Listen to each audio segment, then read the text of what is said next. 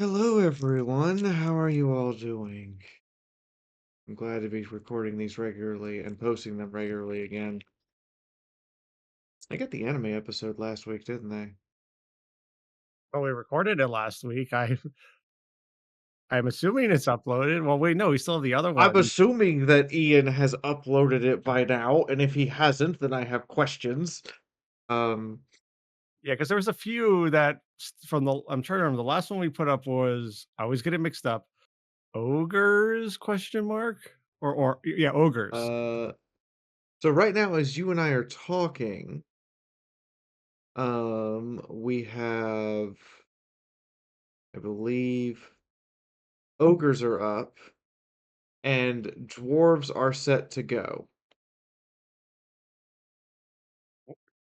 Was I think dwarves? Didn't we do dwarves when I was still working on the ship?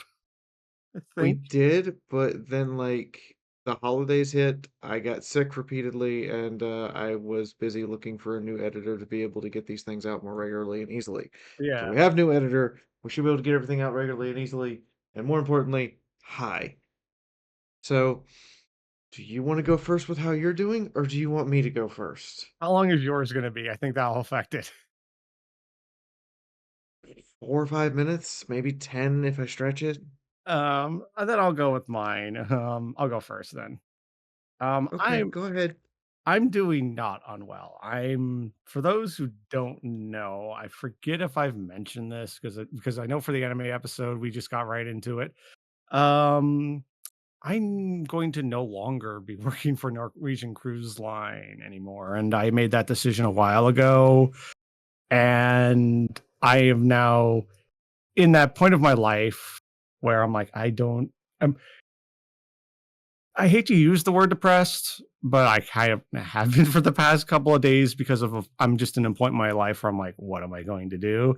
And don't worry, y'all, I'm not going to turn this into Scott gets emotional for hours episode, but in brief, just been wrestling with that, though, and I'm sure many, and just the way the world's going right now. But I did, I think it was this past weekend. I think like literally the day after we did the anime episode, I applied to a bunch of other cruise lines because I still love like those 5 months I spent on the ship. I found I loved being at sea. I loved it. And it was just I didn't want to work for that company and I didn't want to work on that ship. So my future will still be on the seas. But I'm also having to do the lovely thing called taxes. That hasn't been fun and uh, but I'm just glad I think for how I'm doing, I'm just glad we're doing this. When we talked to the media thing, I have some actually made notes because I've been watching a bunch of media, but that's kind of been emotionally been my week. Well, so on Monday, I had a minor day of pain and thought, okay, I'll take some painkillers. This will be fine. On Tuesday, I was supposed to stream, and I woke up and went, absolutely not. Because on Monday I'd gone rock climbing with Doodle and done other stuff to like, still get my body to move and stuff. Well, on Mhm. Tuesday I woke up and um I could not see color until the pain went down. Like, and I'm not trying to.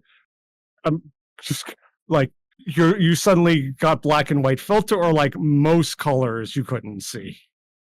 I believe if there was a pilot in the room, they would have referred to it as a gray out. Okay. Um, so I ended up taking a bunch of what I had on hand for painkillers, which was not morphine, which was not Vicodin. It was just ibuprofen and a single like edible that lasted less than 3 hours before the pain came back. But by 9 o'clock, I was good, and more importantly, I was hungry. Those of you who've ever been in a lot of pain, you're usually not hungry when you're in a lot of pain. As soon as the pain is stopping though, you get hungry very quickly. Mhm. Um, so I went out, got something to eat, didn't think anything of it, went to bed. I woke up at 3 a.m. I proceeded to upchuck everything I ate, and I had severe spinal pain. Ooh, as someone who's been through that, I literally know exactly the pain you felt. So when I say severe spinal pain, I mean my brain went, this is not fibromyalgia. You know it's not. This is level 9, 10 pain. So I crawled up the stairs. And by the way, I live in the it would be a basement, and I had to crawl up a flight of stairs to get to the ground floor, and then a flight of stairs to get to the top floor where my roommates are asleep. Got my roommate up, got him to take me to the hospital. And at the hospital, they're like, okay, you have fibromyalgia. We're gonna give you some morphine to start with and see if that relieves the problem. If it doesn't, then we're gonna have to get more, creative. So they gave me morphine and something for nausea. Um, an hour later, doctor comes in and says, "Okay, you're how do you feel?" And I went, "I'm not in pain, but I can feel the pressure that would put me in a ton of pain right now." Oh, okay, so it's not FM, so it's not fibromyalgia. Oh, we're gonna get a CT scan and an MRI and go from there. So we did those things, and 3 hours later, he comes in and goes, "So I figured out what happened. Your small intestine spasmed into your lungs, and your large intestine spasmed into your spine. That's the pain you're feeling." Oh, okay. We're gonna keep you for a few more hours and do another CT scan just to make sure the internal bleeding has actually stopped. The what?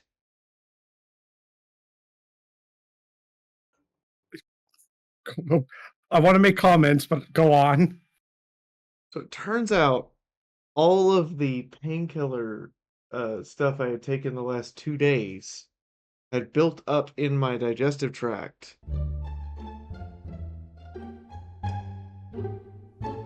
Can you hear me? Yep, that was weird. Okay, so I last we're oh, gonna go back over this. no, I'll just Ian, edit that part out. technical difficulties music, but you left off on internal bleeding. So they kept me for 3 more hours. Did another CT scan. By now it is nearly 9 a.m. Um, before they were like, okay, you can go home.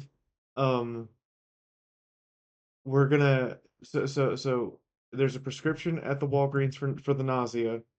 You need to not take any more NSAIDs or aspirin type painkillers for the next week. Because what's happened is all of the painkillers you've taken have caused your insides to have an unusual amount of waste, and your intestines trying to move it spasmed.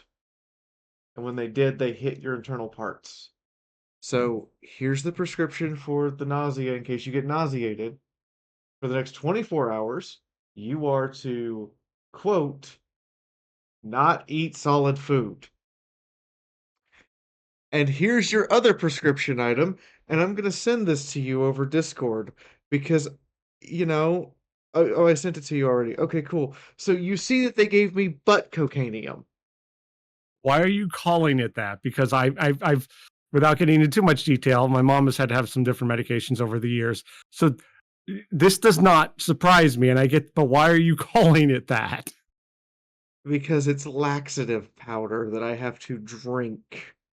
It's Oh, tasteless, colorless, and odorless, and has the same consistency as powdered cocaine. So they gave me butt cocaine. that makes me just being sick with the flu for the past 2 weeks nothing compared to what you've had to do. Also, I got to say it now. Fee, stop dying. Stop trying to stop dying. Well, So before we get into the Warhammer stuff, yeah. So wait. So they basically are. I'm assuming you're able to eat solid foods again, Fee. we've been experimenting with solid foods as of last night. And when I say solid, I mean like semi-solid stuff. I just had my first actual piece of solid food, which are like fake Newton bars, and I'm eating a chunk of pineapple to see what happens. But if those go well, then yes, I will have a solid meal after the podcast. All right. Now we're besides you having to go to the hospital and get Fee. I swear, Fee, you need to like make a bingo card for like how many times you've been to the hospital since I've known you. but I'm assuming, yeah, Mm-mm-mm. yes.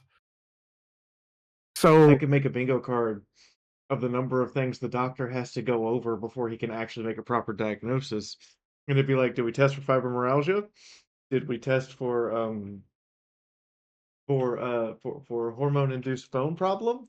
Did we test for other HTR problem? Did we test that this is not a problem caused by my depression? And just sit there, just go over the bingo card like that. That'd be mhm. funny as hell. Or just hand them like a cheat sheet of be like, "Hey, just ask me these questions. You don't even have to look at my chart. Here you go." Oh no, the funniest part was so I handed them the number to contact the two phone numbers to contact to get my medical records and signed off on the HIPAA sheet and everything. So they put out the message, and sure enough, at 6 a.m., Rutgers sent the medical records they had from me from, at this point, almost 8 years ago. And then the last doctor I saw on the regular was like 5 years ago, so he sent his medical records, and came back in here and went, so I started receiving your medical records. You've been through a lot. I'm like, yeah, like an unusual amount, including the fact that I now have to work with a patient who has, and I quote, 3 times you should have been dead. Yeah, sounds about right. Now, is that 3 counting you in your civilian life? Because technically you did in your military life. Is those 3 civilian? That's combined. Okay, Um, on three continue. separate occasions, my heart either did stop or should have stopped. I'm very proud of my heart. I hope it never needs to be replaced. I think Fee with you, everything on you is gonna be the things that are gonna be replaced is everything but that brain and that heart. Everything else is up for debate, but I think those 2 are gonna be the ones that don't need to be replaced. I am ready for the RoboCop surgery. Let's go. Yeah, they won't be like, "Oh, we need to do it." No, the RoboCop thing. You're like, no, no, no, no, no, no, no, no. You don't have to. I don't have to get shot up in a police brutality accident. Just no. I'll sign up for this willingly.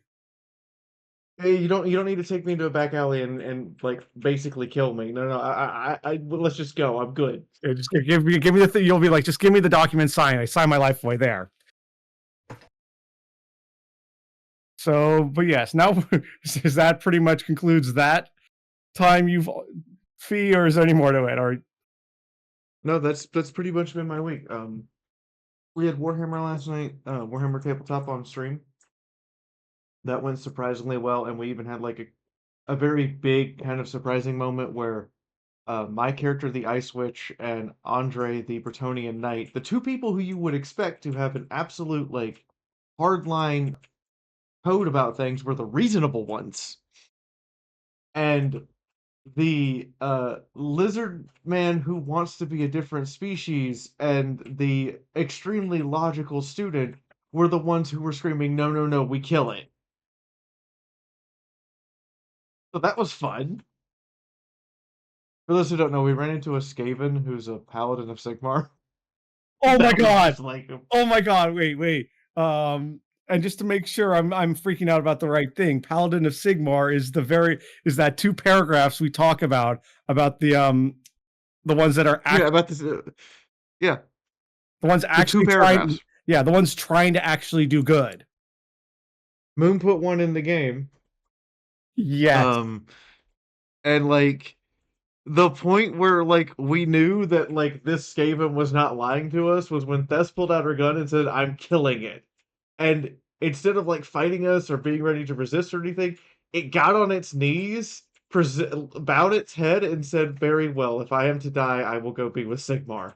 And I was just like, "We can't kill it. We can't kill it now." You see, it's like Games Workshop. These and this is like, no, I'm not putting down Moon. Moon is awesome, but I'm like Games Workshop. Like this is the shit you can do with that concept. Like holy shit! In like a book or an animated series, people would be like going, "Yo, did you see that?" Like that. You know what I mean? I was just like, "Is the Skaven lying to us?" No, he got on his knees and presented himself for execution willingly. What? Okay, we can't kill it now.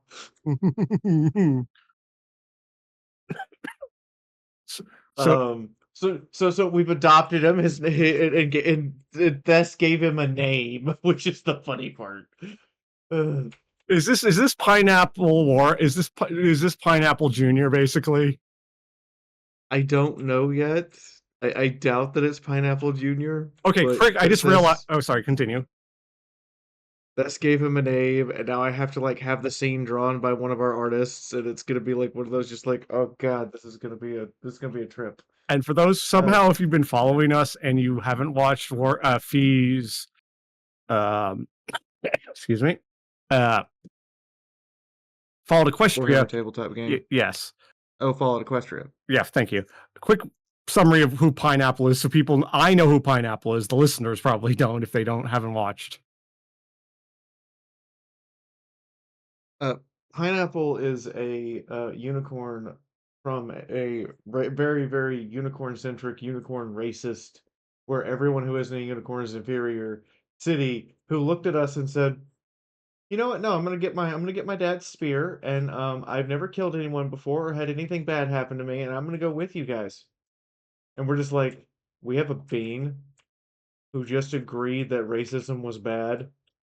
And I remember, Okay, well, hey, well, we got to protect the bean. And anything that made any remote threat at Pineapple, much less actually hurt him, was immediately annihilated. yeah, and I remember. I forget the name. Who was the one who basically had all the samurai swords and katanas?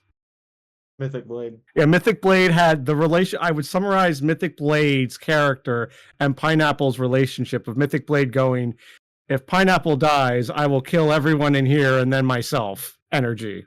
No, they were gay horses, and it was fine. But anyway, Yes. um, so have you consumed any media this week Oh, before we I jump into the topic? I have. I've consumed some really good stuff this week. Oh boy. Yeah, I will start with as much as the world is on fire, a series my mom and I have discovered that has been giving us hope is the Netflix documentary series about Churchill during World War II. And it's been so well done, and it even states in the beginning, it basically says it without saying. I know this is going to be a weird thing to start on it, but it shows just the respect. It says, we're using archival footage, and without saying it, but it says basically we're using AI, but we have been given permission by the Churchill estate to do this. Like, obviously we hear the recordings of the famous, the finest hour speech, we'll fight them on the beaches speech, and some of the stuff he had said in letters has been used, but one can argue about the AI. I think it's done respectfully. If I hope to believe that when you put that statement there and you have someone as big as Churchill, I'm assuming they got permission from the estate. But it was fascinating. Also, just we obviously know all those famous moments in history, but it's great. There's this, like, some of the scenes are acted out by actors, but to give the moments, like, there's a great bit where if you ever seen a picture of Churchill, he's giving the peace sign, but he gives it backwards, and then it cuts to the actors recreating it. And one of his advisors is saying, Mr. Prime Minister, you do know what that means. And Churchill goes, huh, what do you mean? And then a third one basically says, sir, it means up yours. And he goes, well, I am saying it to Hitler. And that's why Churchill is doing the peace sign backwards, because he knows what it means. But just also just moments of how, okay, Churchill was a goddamn badass was during when he fought in World War One. He was the story goes when he would charge out into battle and they were firing at him, he didn't duck. And someone asked him, Mr. Churchill, why did you do that? He says, by the time I've heard the bullet, it will have been gone in me at this point, so going down makes no sense. I'm butchering the quote, but that's basically what he said. But it was just so fascinating. Like, yes, we can also, someone will maybe in the comments say, well, Churchill did this thing, it wasn't great.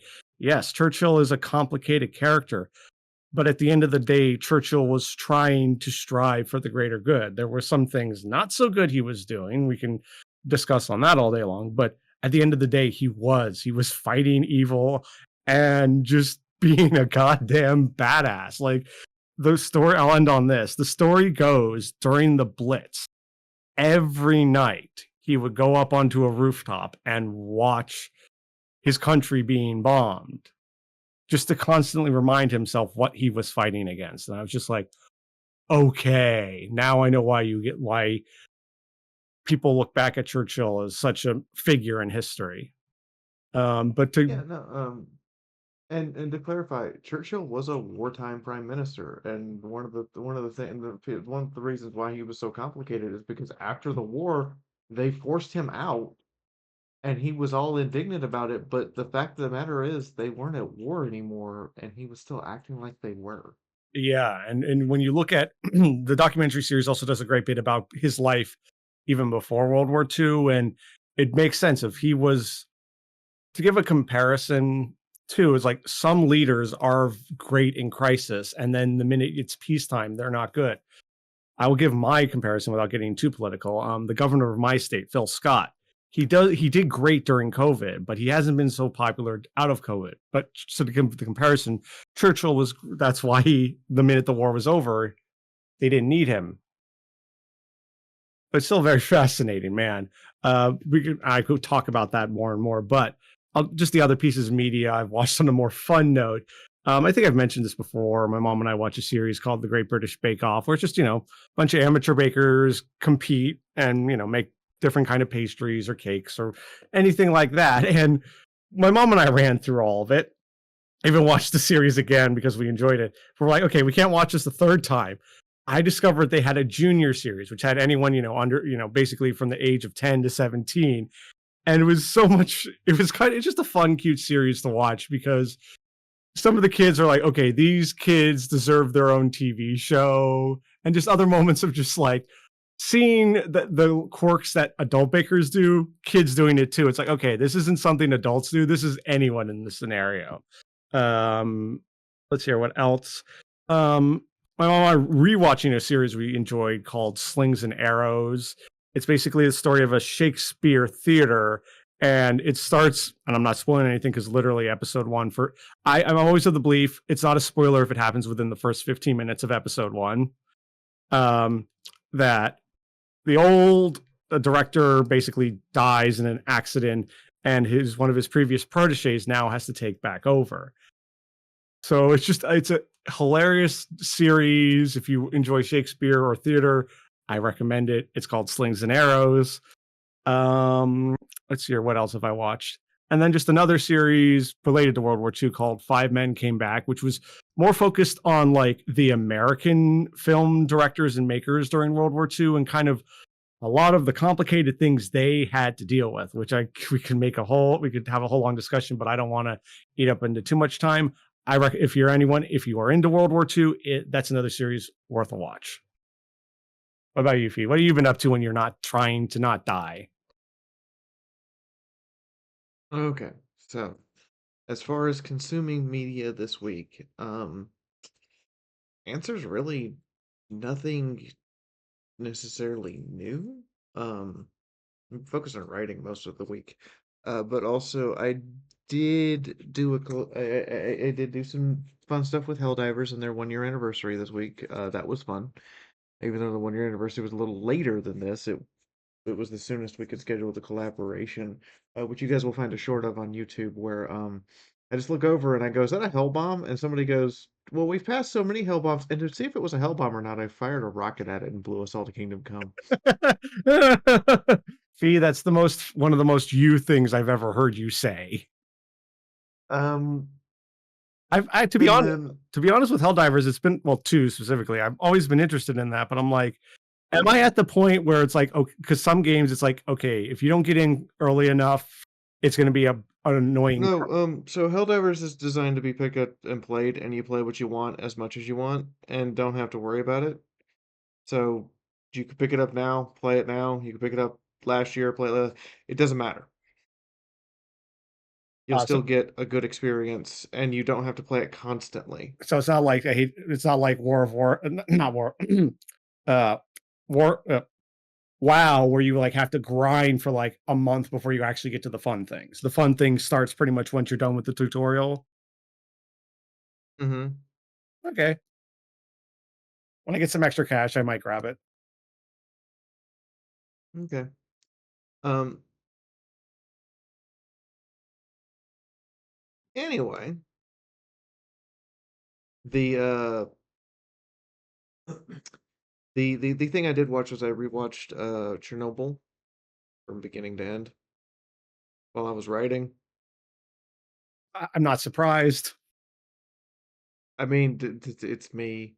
I have to sometimes watch some pretty deep, dark stuff to write the stuff I write. Not that my stuff is overly dark. It's just I have to get myself into the right mindset. Mhm. And oh boy, it still hits. It still hits the same when you're even rewatching it. You're just like, ah, crap. And it's just this constant situation of this is a no-win situation. You have to make the worst decisions. Mhm.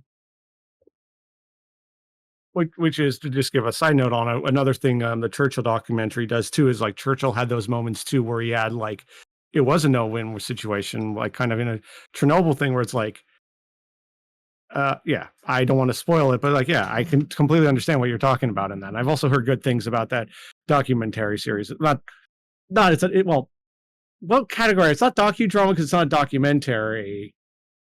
I forget what category. Sure, It's a sure. it's a docudrama because they have to abbreviate some stuff to make it make sense in a TV context. Like Yeah. for instance, the female scientist that they're using as a character they invented to represent the hundreds of scientists who worked to try to stop Chernobyl from getting worse. Yeah, and to give a similar example, History Buffs, which is a really cool YouTube series where he talks about series like this. He gives an example with Narcos, being like, yeah, this character, this person never existed in all these events, but he gives a mixture of like, one, the writers needed to make this character because the show is turning into a sausage fest, and two, this character represents him, and now several other characters for time's sake.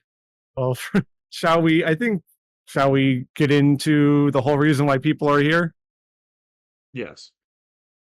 So, um, normally I would read an incredibly long a quote of some sort for these guys.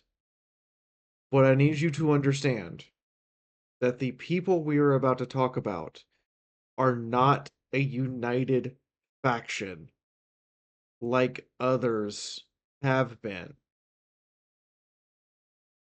If you want to emphasize the level of diversity we're dealing with here, the pirates of the Vampire Coast are an inspiration for the third Pirates of the Caribbean movie scene with all of the pirate captains around the table.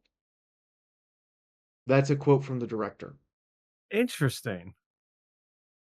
So remember, these guys were written in the early 90s and they were based off legends of the Pirates of the Caribbean from the 1920s and 1930s and 1940s, who were again based off of legends of pirates from the 1850s. So this is the type of thing that's been reinterpreted, retold, retranslated, and completely reimagined over and over and over again and iterated upon. Um, so normally I would give you a big overview of them and their culture and stuff, but each person is their own culture. Yeah, I'd like to So even. what Mhm. here's what I am going to say. The Vampire Pirates are a collection of oddities, misfits, and people outside of the normal society. They worship gods of death and the lords of the deep, the things within the ocean that we do not talk about. If you remember when we talked a little bit about stuff from the ocean, um, we talked about the giant sea monsters. Yeah, I wrote the sea monsters and also like the giant dude who like used a giant anchor as a weapon, if I remember correctly. Yeah, so those guys have their own lores of magic. and I wish this was a joke, they have their own lores of magic. Um, and it's what makes them truly terrifying. So, we're gonna start with I'm not gonna start with the most iconic one. I'm gonna start with the original one. The person who technically came first So the OG is a man called pirate. Noctilus. Mhm. Go ahead. Oh, yeah, so the OG pirate basically in this world? The OG pirate, yeah. There's this man called Noctilus. He's originally known as Naklaus von Karstein. He's a von Karstein from the vampire von Karstein and Sylvania, which we're going to talk about them later. But just for reference purposes, he was originally from the Empire. And he went out and had this gigantic. He became a really, really renowned pirate. And the Empire built a massive battleship and sent it after him with a fleet. In order to win against this battleship, he turned to the dark arts, embraced vampirism fully, and he used the dark arts of the ocean to create a maelstrom to suck the battleship into the maelstrom, creating the I believe it's called the Graveyard of Galleons. Um, and so you have the Galleon's Graveyard, excuse me, it's called the Galleon's Graveyard. He sucked the ship in, crashed it there, and there's just this perpetual maelstrom in the middle of the ocean. What is a first of all, I got a couple of questions already. First of all, what's a maelstrom? Okay, so Maelstrom is a giant whirlpool Okay, that that sucks ships down. okay. Um, and at the center of this whirlpool is the bow of the mighty galleon that was sent after him.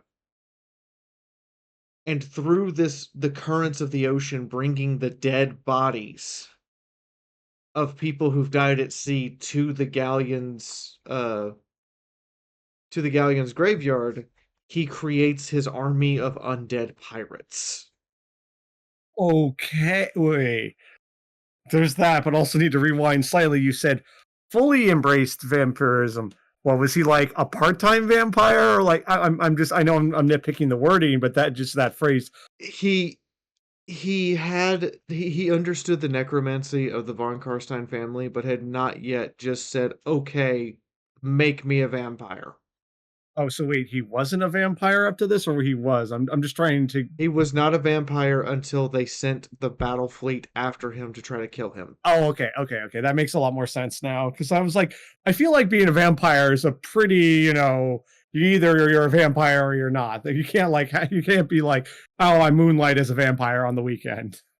Also, to continue, I just realized in the Warhammer universe, if you're a vampire, can you be out at day? What basically, without going too much, what are the version? What version of vampires are we talking about in this universe? Okay, I have to describe this as best I can. Oh boy, There here. are a lot of different versions of vampire in the Warhammer universe. They're just called sometimes vampire. We're reasonably sure Lord Noctilus doesn't actually drink blood, but instead he eats souls. Think Okay, of him more as Davy Jones, okay.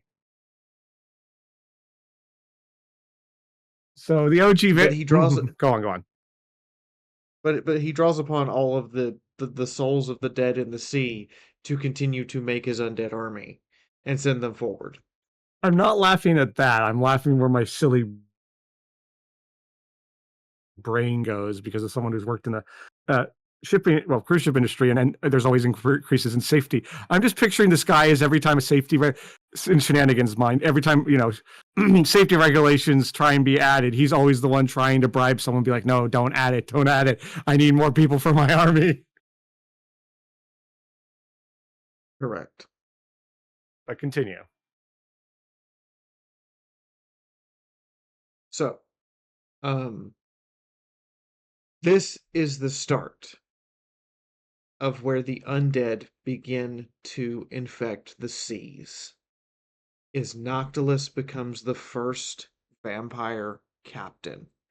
And through him, he makes other vampire captains to serve at his will. But we know how making other vampires usually works out in vampire stories is they don't exactly get along after a little bit.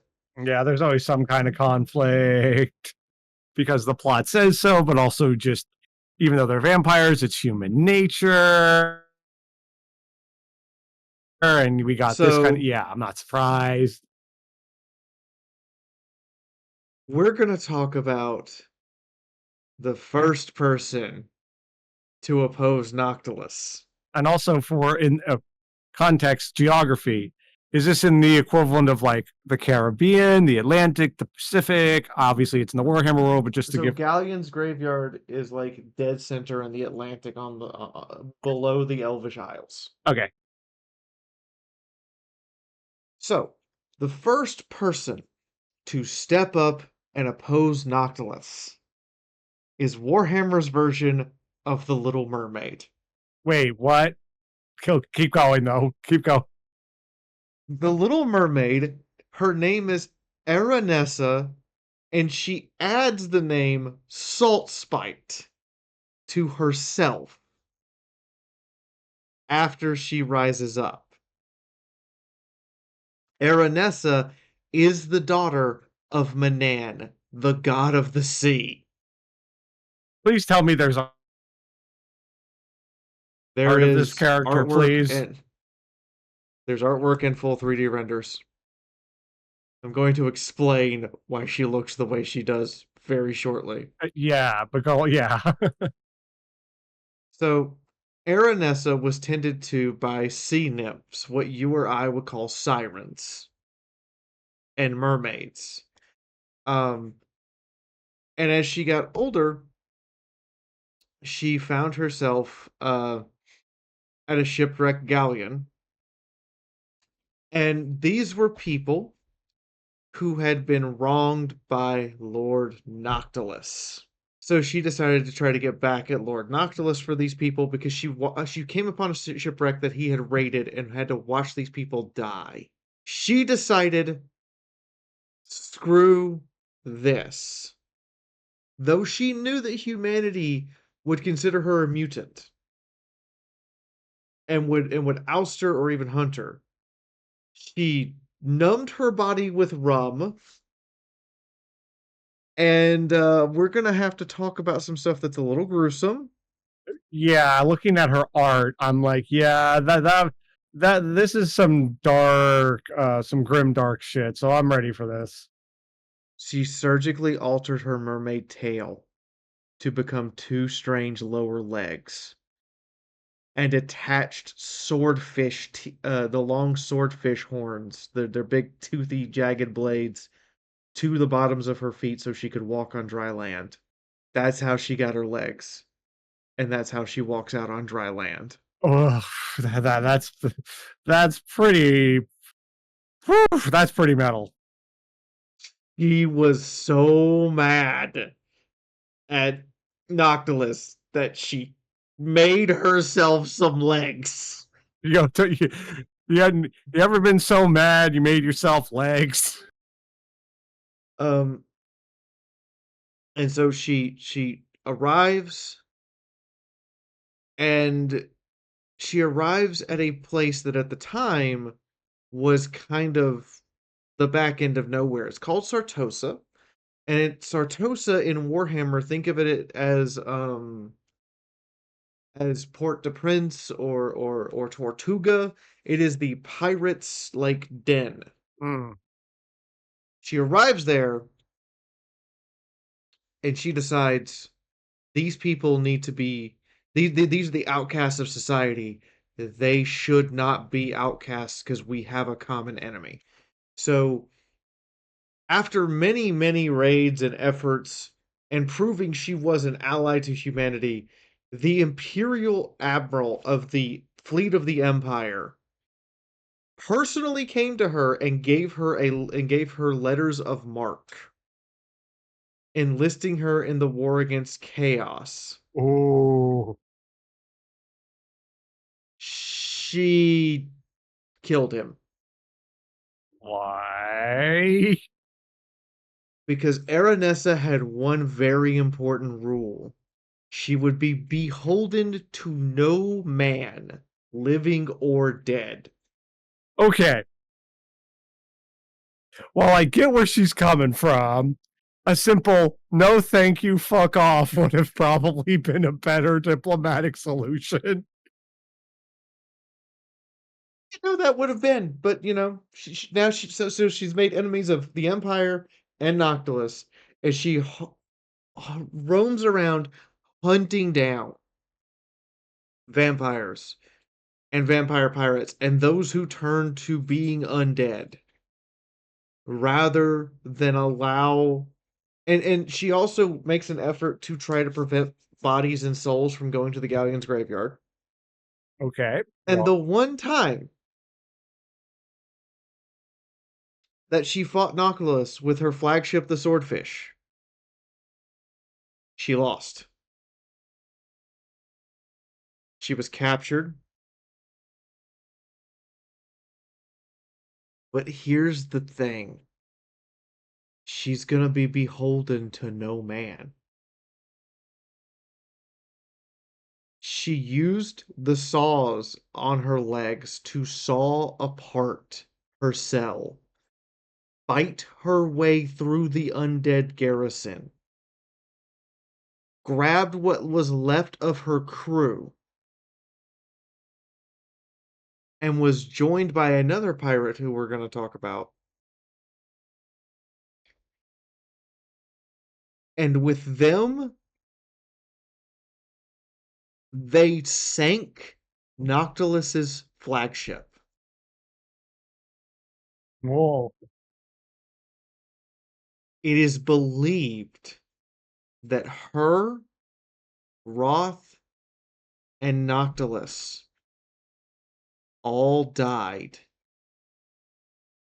that day because none of them have been seen since. Mm. The last time they were seen was when Aranessa rammed her ship headlong into the Black Kraken, and all of them were sucked into the maelstrom at Galleon's graveyard. So technically her status is like dead question mark or missing question mark. Believed dead. Okay, believe that. And we're going to talk about her last mortal ally next. A man named Diego Roth. Roth for short. Okay. Roth was a man who understood that vampire pirates would be something that the Empire and the Border Princes and everyone else could no longer turn a blind eye to. So for 2 decades, he began hunting Lord Noctilus. Aranessa's Salt Spite shows up. They form an alliance. They revitalize, reinforce, and make Sartosa into one of the most grandest fortresses you've ever seen, to the point that no one would dare attempt to approach. He makes allies with the dwarves, of all people. A pirate king making an alliance with the dwarves. I'm also And picturing they I'm just go ahead. picturing dwarves in like, pirate outfits, and it just makes me smile. But go on. And so the dwarves agree to go with him aboard a Grudgebreaker battleship. And dwarven ironclad battleships are the only steam-powered warships in the old world. This is a full-size, all-metal ship that's still made to fight with broadsides, of all Wait, things. hold on, hold on. So it's like Yeah. you took a World War II battleship and then just shoved it into, I don't know, the Civil War or something. Here's the picture. This is what this thing looks like. Yeah, that looks okay. To give the better example, it's like you took like Warhammer 40K and then shoved it into Warhammer Fantasy. Yeah, What- there's only like a dozen of these things in existence, and Yeah. they are by far the most destructive warships ever made. Now, if Right we, up next to the Skaven submarines. I forget, did we talk about those? I can't remember. We did not talk about the Skaven submarines, but Skaven have submarines. That makes That's sense. a thing. We don't know. Uh, So wait, so this dwarf thing, just before we go off on, continue on, what would it be in categorization of warships in the real world? Like, what would this, like, would it be super heavy battles? it would be a pre-turret dreadnought Okay. or a pre-turret battleship. Think of it like uh God, I'm gonna have to look this up. 1880s battleship. I think that's about what we're looking at. Okay. About an 1880s no, it'd be like 1870s. Yeah, okay, so it'd be an 1870s ironclad steamship that still has sails just in case the steam goes out, but in Yeah. this case the dwarves don't bother with the sails. Um Because didn't we mention so like for dwarven technology in the military, doesn't it have to be successful like 1,000 times or something? yes, you have to successfully prove that something works a thousand times before the dwarven engineers will accept it as functional. Yeah. So in this Which scenario, means that every time that it doesn't work, you have to iterate upon it. right? So which makes sense in lore wise why they don't need sail. It's a weird small detail, but it it vibes well with its own lore of like, no, you don't need sails because we know it's reliable. Like it's proven. Anyways, can go on. But Roth and Saltspite have their own entire novels. Roth's novel is called Dreadfleet by Phil Kelly. Um, and oh my god, they like have fully fleshed out crews, and their ship is called the Heldenhammer. So it's really funny to me when I'm playing Total War Warhammer 3 and I hear one of the characters go, "By the Heldenhammer," and I'm like, "The warship?" Um, but the last time that he was seen was on the night of I have to look this up to know how to pronounce it because every Genhelmnisnacht, which is the night where in Warhammer there are two moons. There's the real moon and the false moon. The false moon is from the realm of chaos. Two nights of the year, both moons are out in full. That was the last night he was seen. Hmm. And that's where we get to Saltspite and him teaming up to take down Noctilus at the graveyard. This is not the end of the Vampire Pirates, mind you. This is merely the end of the tale of those who came first. Now, the next character in our little story of mischief and terribleness, because we've kind of been over what undead are, but I have to emphasize this: vampire pirates do not necessarily just have zombies and skeletons. They have trained personnel. Their zombies are much more limber and movable because of the magic from the sea. So their zombies wield firearms. Their zombies operate cannons, including one very massive cannon So we're called dealing, the yeah. Queen Bess.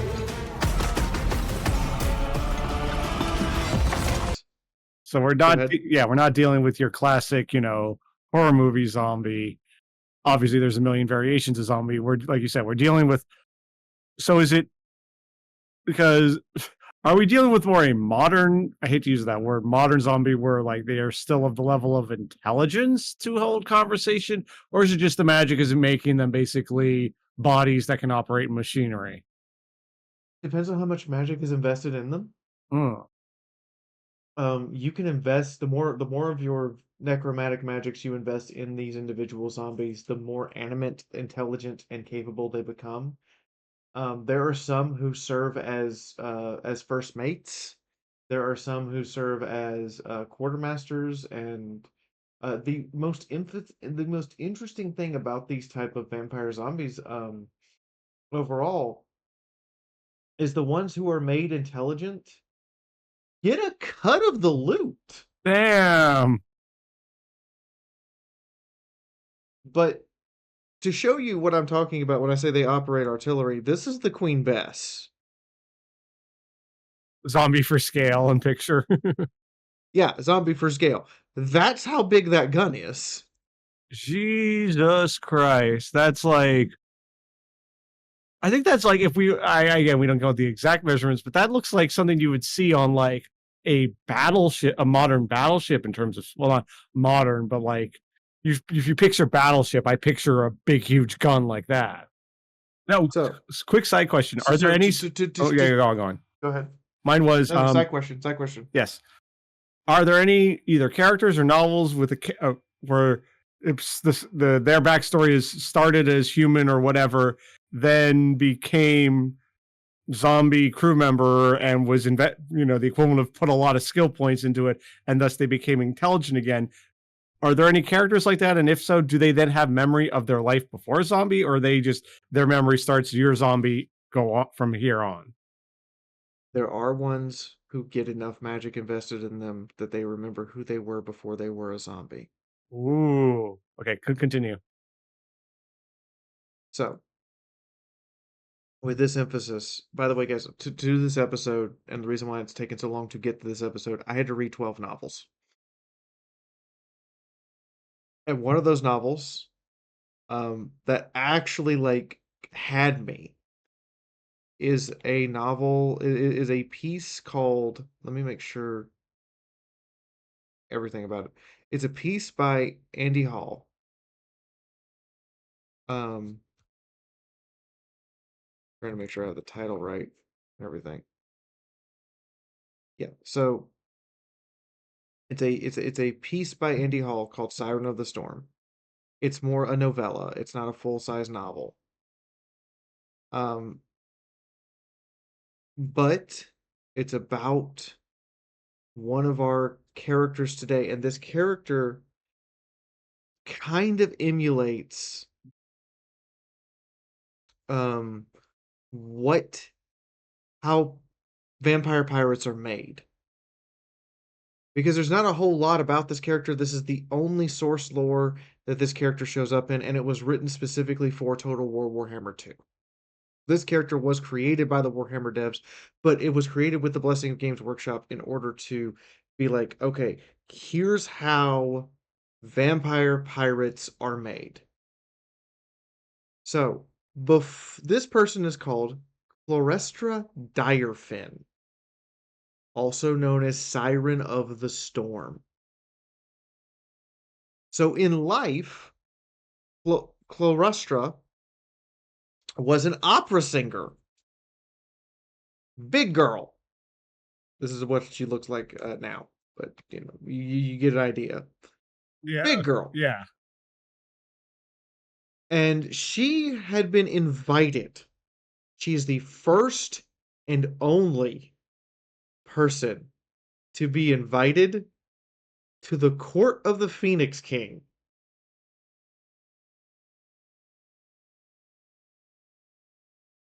And it was her dream to perform for the Phoenix King.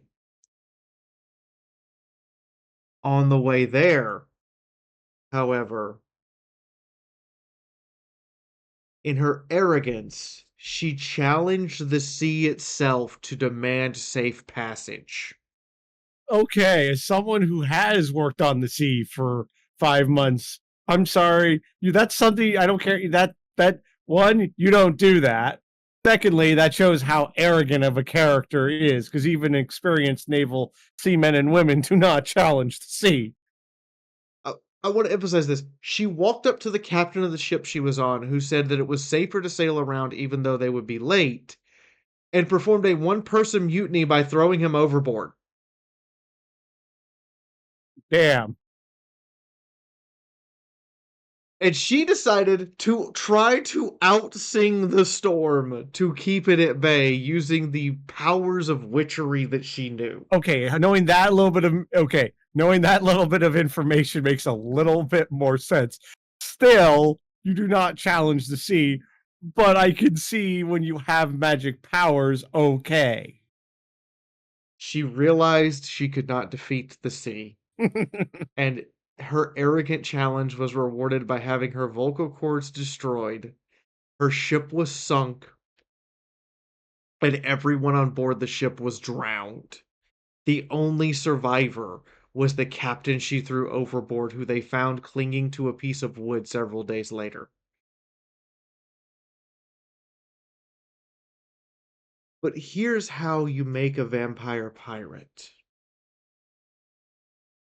A god known as Stromfell, who is the god of storms, sharks, and piracy, came to her and offered a deal. He's also known as the shark god, the wrecker, and El Bicho del Mar, the sea bug. And he is the most dangerous predatory god of the ocean to ever exist because oftentimes he shows up in the form of a large shark or a megalodon. So she was given a choice: be consumed by his avatar, never to be heard from ever again, or he would give her immortality and she would serve him as his emissary. And thus a new vampire pirate captain was born. Her ship was raised and repaired, her crew made of undead who don't want to be there, and she sailed forth determined to sing in the court of the Phoenix King. And in doing so, she would end her own curse and take the lives of everyone in the court. Oh. And so that is how vampire pirates often come about. Stormfells, the god of sharks and pirates, approaches them at their lowest point, at the point they are powerless and about to be consumed by the ocean, and offers them a deal.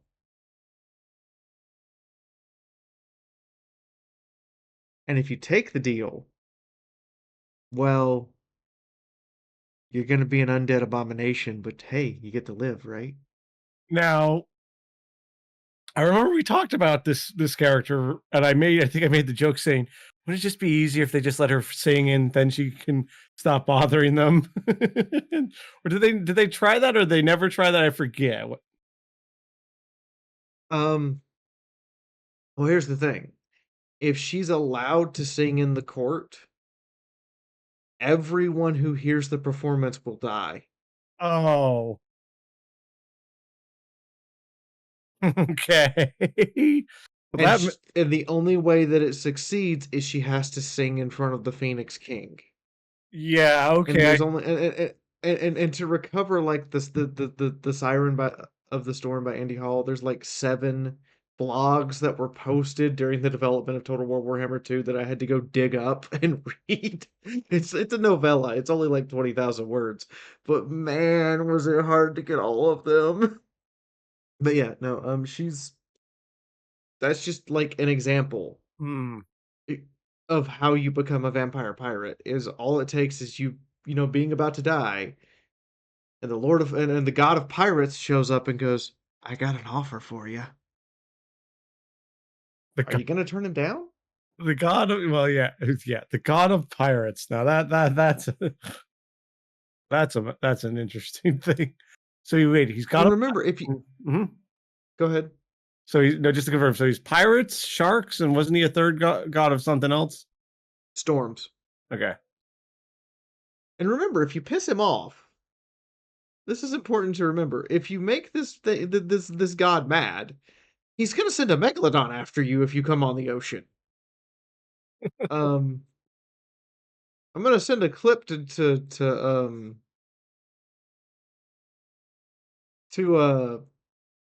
to Ian.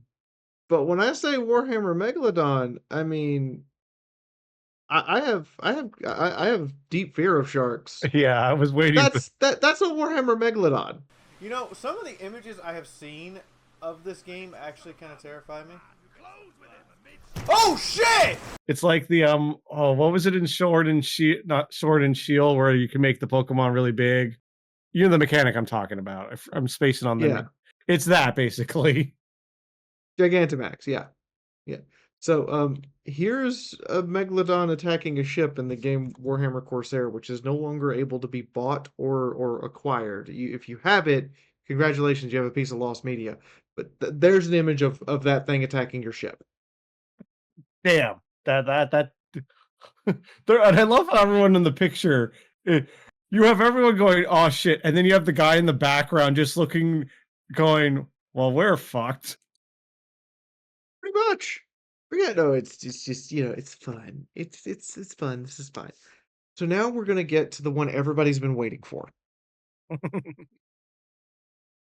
This is the most famous vampire pirate or famous pirate, period, in Warhammer of them all. Because I feel like obviously you don't have to be a vampire to be a pirate. It's just vampire pirate.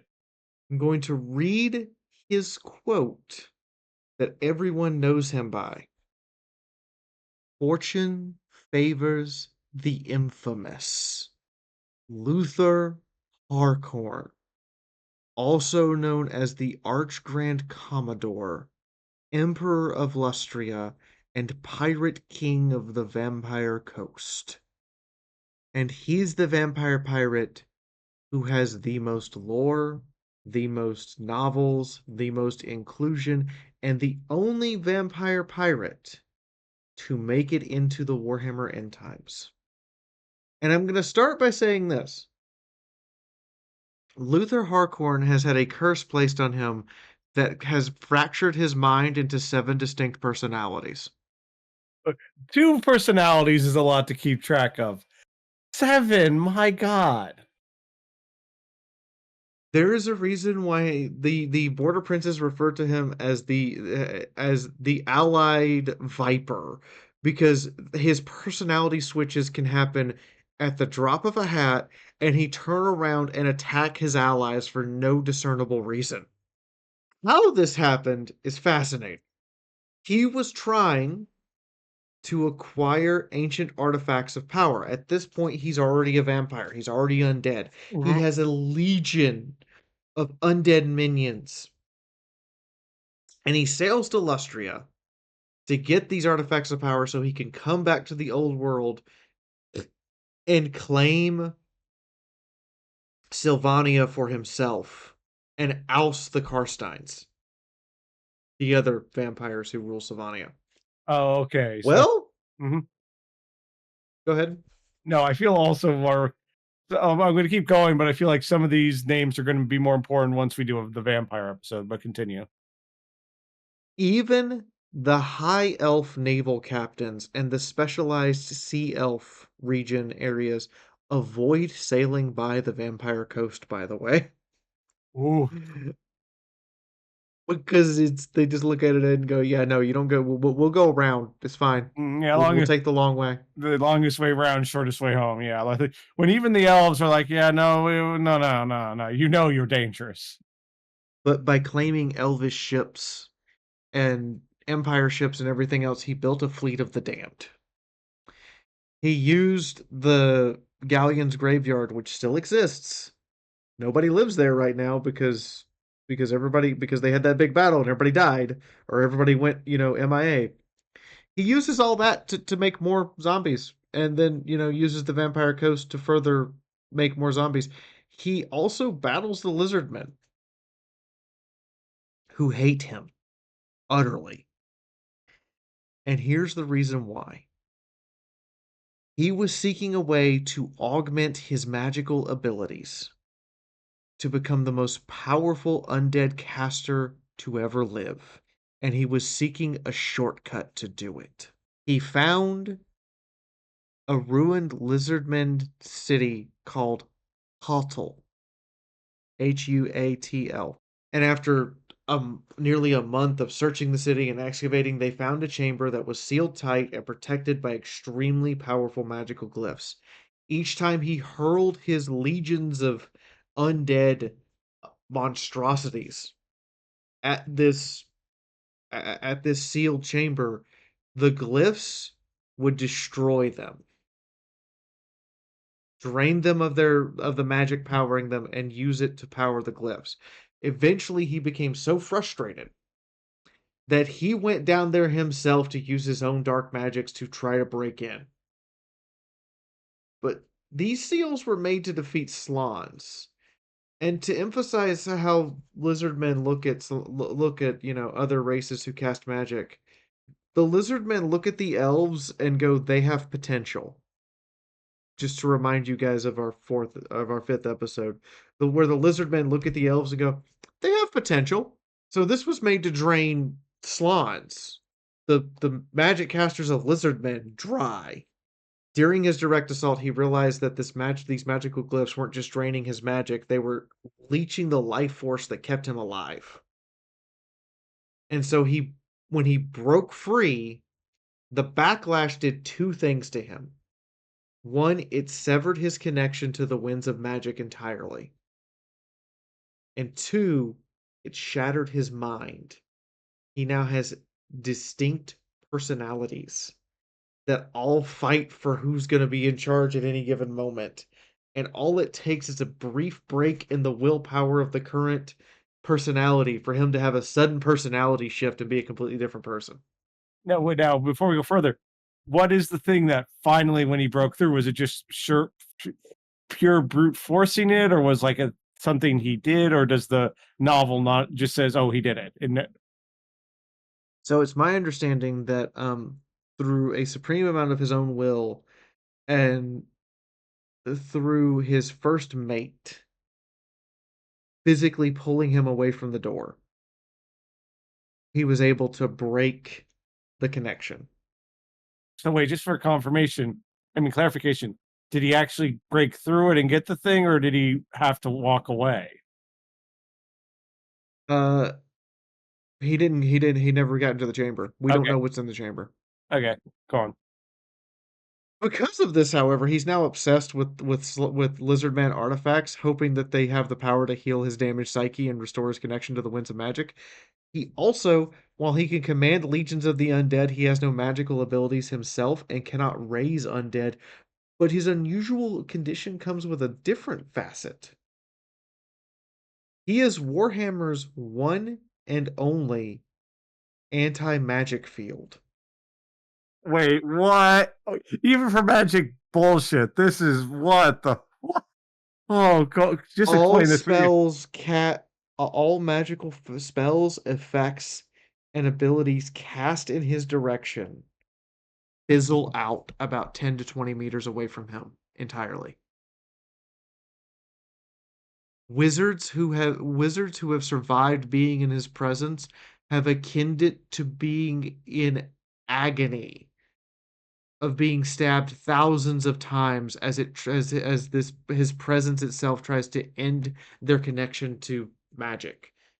Okay, this is okay, I can see why this character has become legendary. Constantly teeters on the brink of insanity, genuinely not a good person, Now I'm always self-serving. So I'm gonna go over the personalities that we okay, go on. distinctly can pick out. That's what Go I was ahead. about to ask. Go ahead. No, That's about no, to ask. Okay. you're literally no, you're literally talking about what I was gonna ask. So we have Harkorn. That's his baseline. That's who he tries to be as much as possible. Then we have Wilhelmina, who is a frightened, lost little girl. Wait, no. What? Yeah, yeah. He carries a little girl's doll on his belt for Wilhelmina, so she won't turn into a murderous rage, and instead she'll just pick up he this personality takes over, picks up the doll, and just holds it to her chest and gently rocks, saying, "Where's my mommy and daddy?" Oh boy, She's often extremely frightened, but usually pleasant so long as she has her doll. that this went hard fast. Up next, we have Sancho, Okay, Scholar of Estalia. that name and that description did not match. But go on. Sancho is one of the most learned, knowledgeable men in the entire world. He keeps a collection, quotation marks around collection, of large specimens in his castle area and is fascinated with the insect life of Lustria. Some of these large specimens are definitely insect phobia nightmare fuel, like a centipede the size of a house. Okay. And occasionally he just feeds apprentices that he happens to find to his menagerie of insects. Does he speak with a German accent? No, Sancho speaks with a Latin accent. Okay. His next personality is Red Neil. What? Hold on. That name sounds like it belongs in a different game. Red Neil is just a guy who wants to get drunk all the time.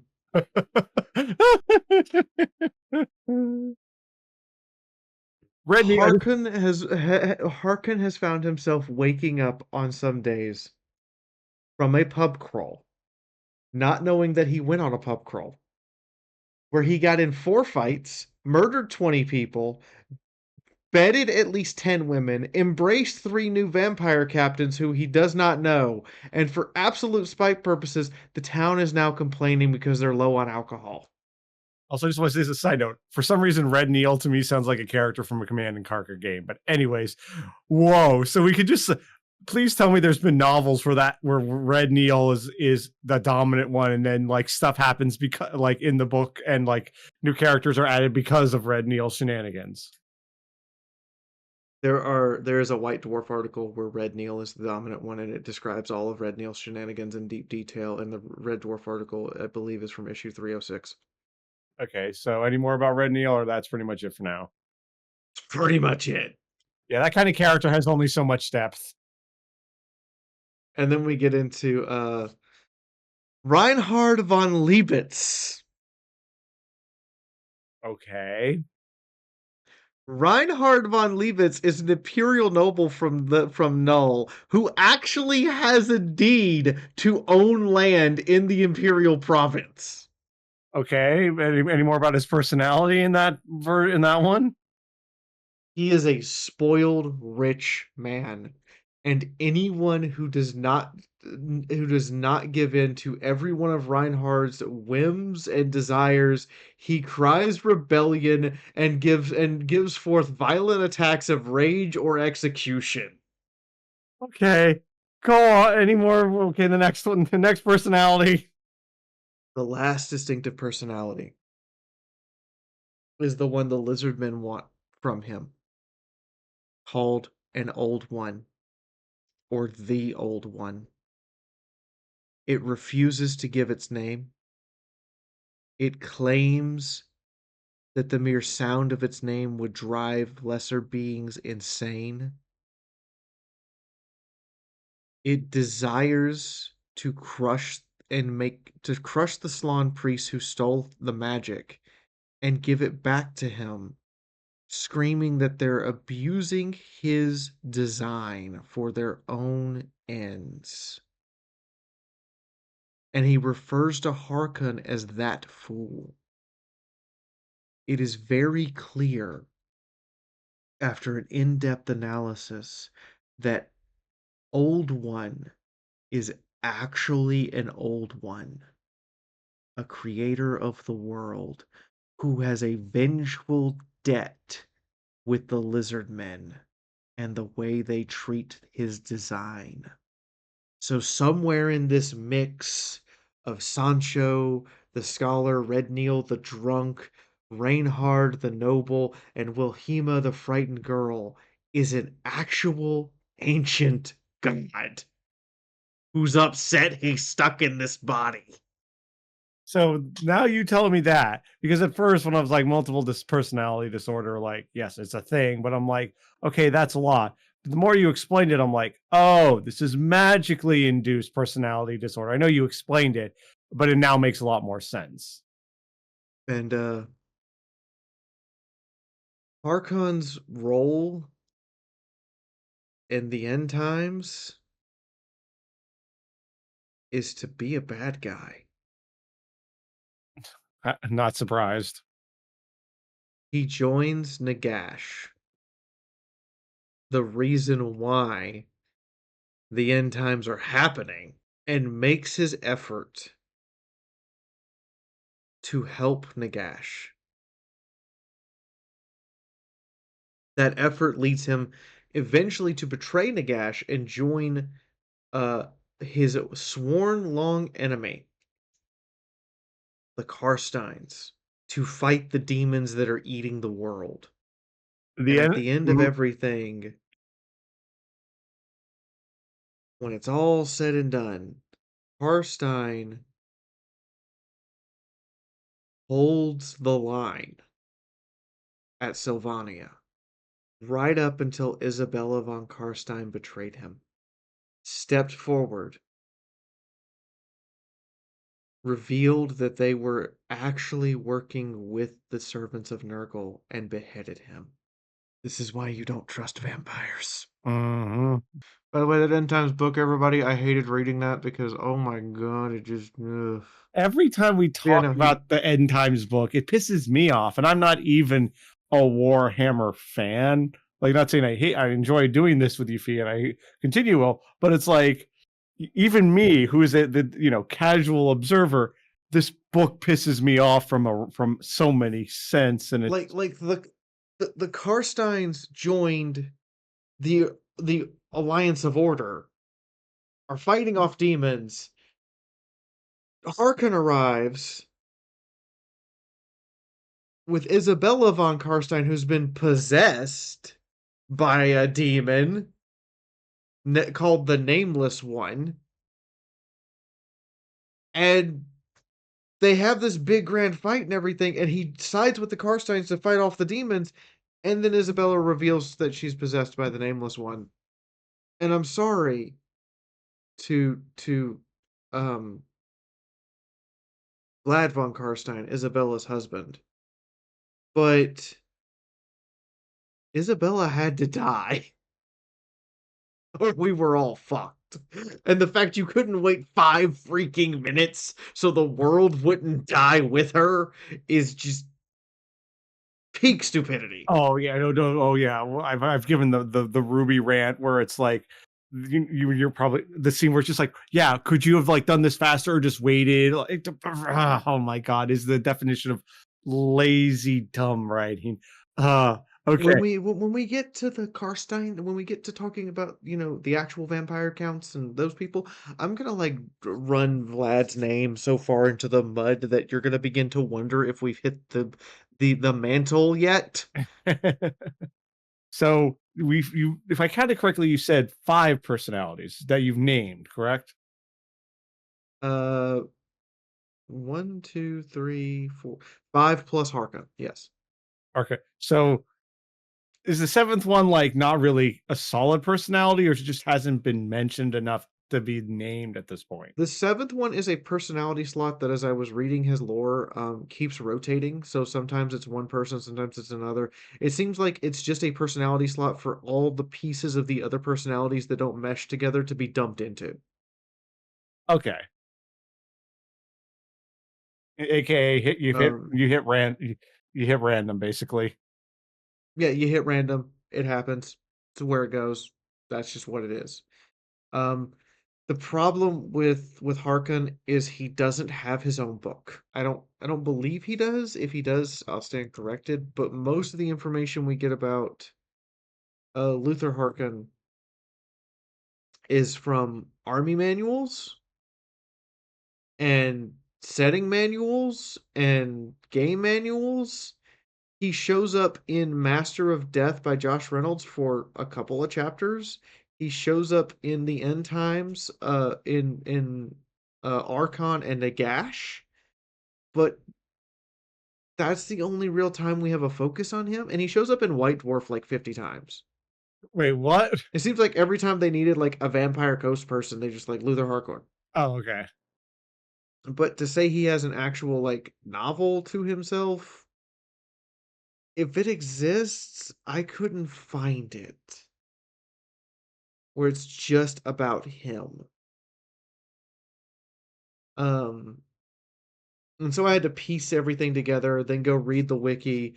Like he's the vampire coast pirate that's been the most fleshed out, but he's also the vampire coast pirate who did not get his own book Which to explain him. which is such a weird, like, I'm trying to think of the right word. Just what's so weird about world compared to, It's a, like, it's a weird disjunction.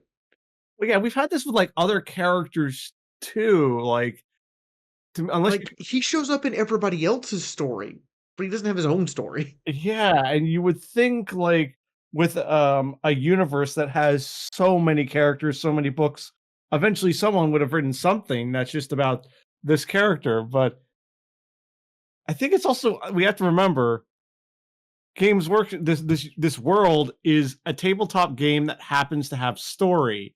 It's not the other way around. So I think that's again, you could say I'm right or wrong on this feed, but that's just my theory as to why sometimes we have these weird gaps in information because at the end of the day, all this is fluff to Games Workshop. It's great fluff, but it's just fluff to them to just sell more models. Yeah, and in reality, the biggest problem that with the Vampire Coast in and of itself is it's the faction you guys see in the Total War Warhammer games is a bastardization to create a faction. Um, in reality, it's a collection of characters who may or may not have their own novels and may not have their own sets of lore and ideas and how things they're supposed to work.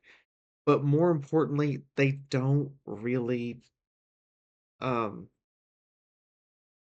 annoyingly enough, what I ended up having to do for this episode was read through White Dwarfs and game books. I had to go find a book called Dreadfleet. A specialist game called Dreadfleet. And you all know, if you've ever been here, how Games Workshop treats their specialist games. They basically show up for like a couple years and then get discontinued. Imagine trying to find the damn book. Also, is it in general, Games Workshop doesn't really put much attention on the Navy part anyways. Yeah. Um, and then like there's no audiobook for the Dreadfleet book, not to be confused with the Dreadfleet game, emphasizing that part. And the Dreadfleet book is only 160 pages.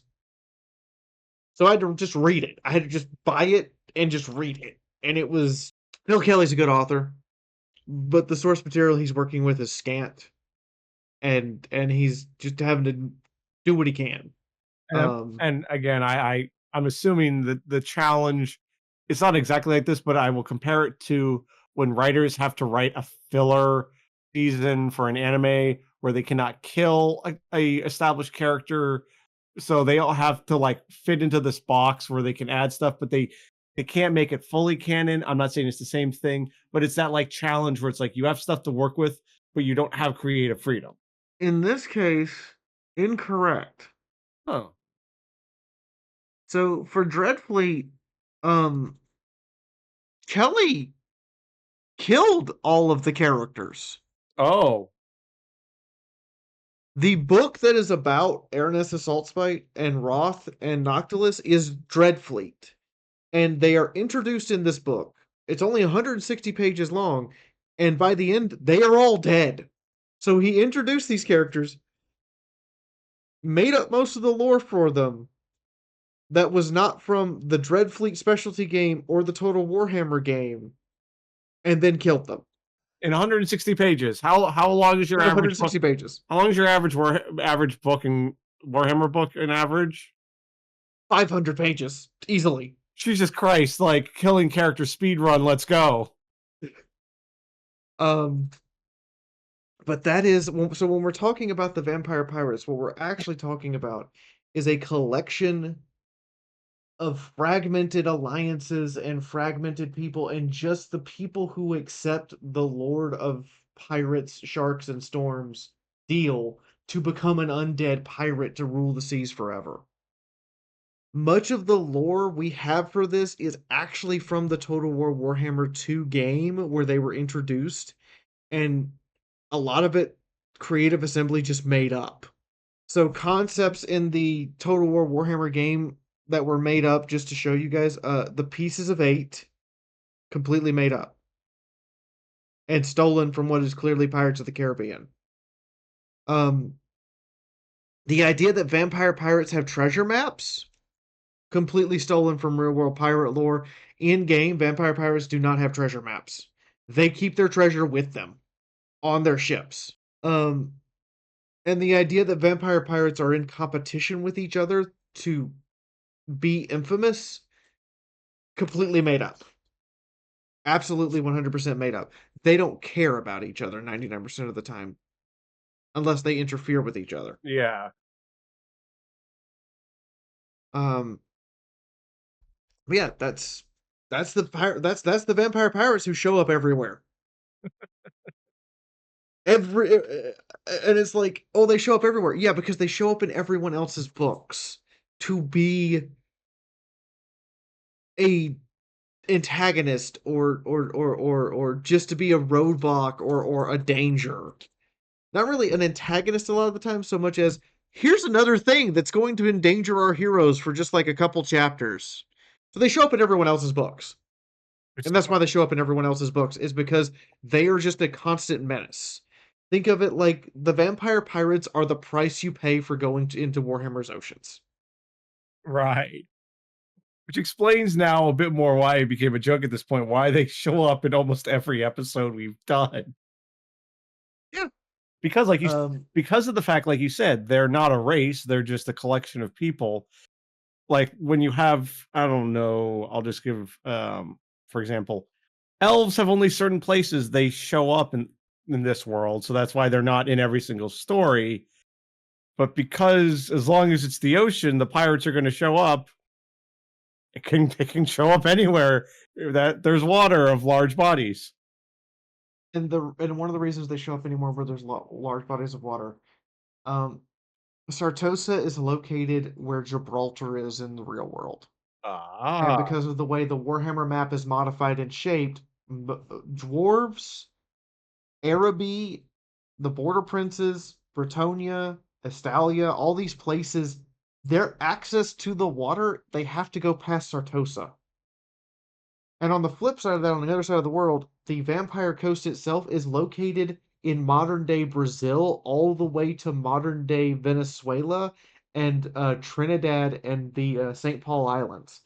That whole region, which means that access to Lustria, you have to sail past the Vampire Coast somehow.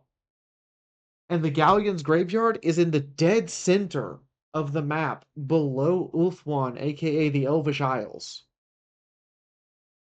So unless you want to go way to the frozen north and deal with the dark elves and the chaos incarnate itself, you have to sail past the Vampire Coast okay, and this somehow. again, now this explains more why they keep popping up in everyone else's story.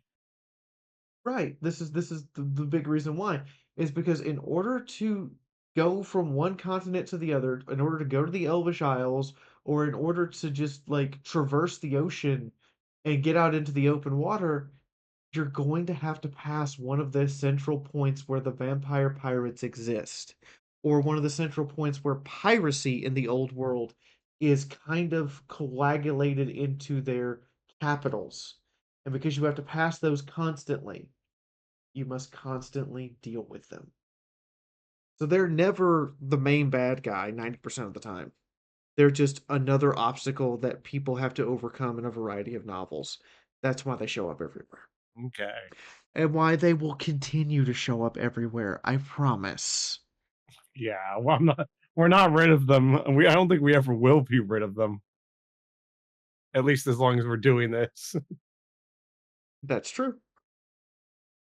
So far, everyone, we have covered, just to give a quick recap of everything, we've covered ogres, dwarves, um, greenskins, high elves, Bretonia, Skaven, and Norska, as well as halflings. And we did, and did we cover the Empire? Yes, we did Am I cover bad? the Empire. Okay, so that's the episode that's going to be worked on soon. So Empire, cool.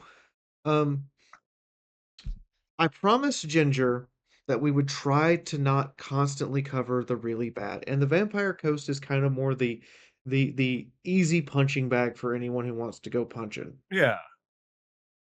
This week I'm going to give you a choice. Okay. So your choice, and I'm only going to give you their names. Okay. Nippon, Dark Elves,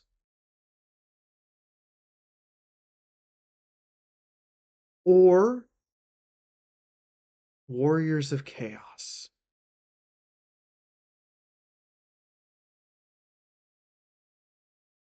Hmm. Let's do Warriors of Chaos. Okay. So for everyone, next week we're going to be talking about Warriors of Chaos. For those of you who've played the Total War Warhammer games, you might know Sigvald the Magnificent and the Dragon Ogre King and Archeon the Never Chosen. Excuse me, Archeon the Ever Chosen. We call him the Never Chosen because let's face it, there's a lot of plot armor there. That name is plot armor within its But it's going to be more than just that. We're going to talk about how you become a chaos sorcerer and how you become a champion of chaos and those sorts of things. We might even cover a few of the more esoteric ones. yeah, and I'll be honest, besides the name of just because I feel Chaos, funny enough, like the Vampire Pirates, keep kind of popping into all these stories. So I'm a part of me is also curious to know, while I'm sure it's going to be some dark stuff, it kind of will connect the dots and like give context to a lot of other characters or like things that have happened previously too. Yeah, and chaos is also just like the generic bad guy that always exists that you always have to look out for. Um, and we're going to talk about them and have some fun with them. I have a Now, feeling in the meantime, that's it. The Vampire Coast is kind of short. yeah, because like again, you said this before. We're not going to have the question and answer section because again, it's not a race of people; it's a collective. Though I do have a question: is we keep using the term vampire pirates? I'm assuming are there pirates in this in at least in the Warhammer world? There's pirates that are just elves or dwarves or humans or whatever, and they're regular quote unquote vanilla pirates. They're not vampires. They're not undead. They're just yo ho ho. Let's go get that booty. Yeah, there are. There Okay. are quite a few of them. Um, the thing to remember is that the yo ho ho, let's go get some booty. They're mostly based in Sartosa. The regents of Lord Noctilus are based in Galleon's graveyard, and those who serve whatever personality of Luther Harcourt that they swore fealty to, they live in the Vampire Coast down in Lustria. Okay. So um, that's why they're kind of just this loose scattering of amalgamation, and why you know there are regular pirates, and we did talk about the pirate war and how it basically not only did it not decrease piracy, it increased it. Like a real life comparison to today. But anyways, Yeah, so that's fun to note. It's like, what do you mean that they destroyed all these pirates and it didn't decrease piracy, it increased it? Well, all of the sailors that, showed up on the shores made plenty of new undead pirates. And you had sailors from both sides that got turned into undead pirates. Did you forget how the ocean in Warhammer is terrifying? let's make something that's already a little terrifying and let's crank that up about 20 levels. Pretty much. So Patreon guys, we're up to 500 on Patreon. If we hit 6, I'll be able to commission artwork for this podcast every week. And right now, with the new editor, this podcast costs between $25 to $50 per episode. Just to give you an idea of how much where I like telling people where the money goes because I don't want them to think that we're taking it and using it for just ourselves. Oh, Um, yeah, I'm totally not using the Patreon to, go out and buy Pocky and Ramen. No, not at all. Absolutely not. I'm totally not using the patron money to go buy whiskey and and also to like I said earlier, there's a bunch of books I had to buy for this episode, and then I only had to read like a chapter or seven. The only book I had to read all the way through was Dreadfleet. Most of the other books, it was like, I need to buy this $10 book and then I need to read these five chapters. I still read the whole book for later, but Yeah. um, We do this podcast because it's fun. We're not we would love it to start making us actual money, but we'll be, I'm sure, fee. I won't speak for you, I'll speak for myself. But I do this because one, I like hanging out with you, Fee, and it's like fun to talk about a topic you're very knowledgeable on, and that can just be a topic for absolute shenanigans. That's why I enjoy doing it. it's also like a topic that I have like my tism towards. One of the other ones being BattleTech, but there's already plenty of people who talk about BattleTech. And from what little I've seen about BattleTech, I don't think we would. You can correct me if I'm wrong about BattleTech. I don't think we would have such a quite variety of characters because, like, the fact that Warhammer, we can literally have what is it? The age of is it called Pike and Steel, where you have people in full armor with muskets.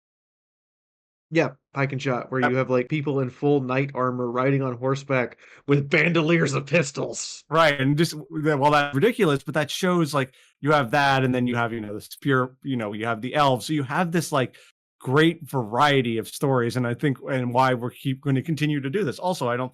You can correct me if I'm wrong. Not as many people are doing Warhammer like topics like this. Yeah, and it's nice to talk about the old world because the old world is more fun to me than like 40K is always, doom and gloom and why. Yeah, and And like there's plenty of people who talk about 40K. There's not a lot of people who sit here and just talk about the old world. And so like yeah, and the thing it's with nice just to talk about the old world. yeah, and I think I've said this before. You can literally summarize 40K. I was on a road trip with some friends in college, and my friend literally summarized everything. Obviously, he like left out a few things here and there, but I'm like, I pretty much knew everything there was to know about the 40K world, and anything more I learned was like, oh, here's some sub stuff. But it was, well, it's taking us this long, even obviously it's taking us some time, but it's like still several podcasts in. There, I'm sure you can tell me this week. We still have a whole lot more to go left. Yeah, we have a whole lot more to go. So just from covering factions, I think we have at least uh four more sub factions of men. And then we have to get into the north, east, and south factions, which is where Nippon and Araby and Cathay and Albion come from. We have two sub factions of elves to cover. We have a sub faction of dwarves to cover. Um, we have Warriors of Chaos and Beastmen to talk about. Um, and then we have the undead who are split into three different factions. And that's just covering the factions before we get into the oh god, there's actually like some really cool, awesome stuff. One of the things I really want to cover is what I arguably think is the best Gotrek and Felix novel ever written. Oh yeah, we do have, and we also have again the Go Trek and Felix novels, which that was a fun episode to do. I do want to do those again. Obviously, we're not going to do every book, but I wanted to do more of those because those I really enjoyed that. And you, like you I said, I I s- I s- I specifically want to get you book eight, because oh god, just it's like it is like it is the best Gotrek and Felix novel I've ever read. is that the one who I remember? I think when we did the Go Trek and Felix novel, no, well, I call that novella short story collection. You're like, yeah, if someone compares my writing to this person, I consider that a compliment. Is that same author?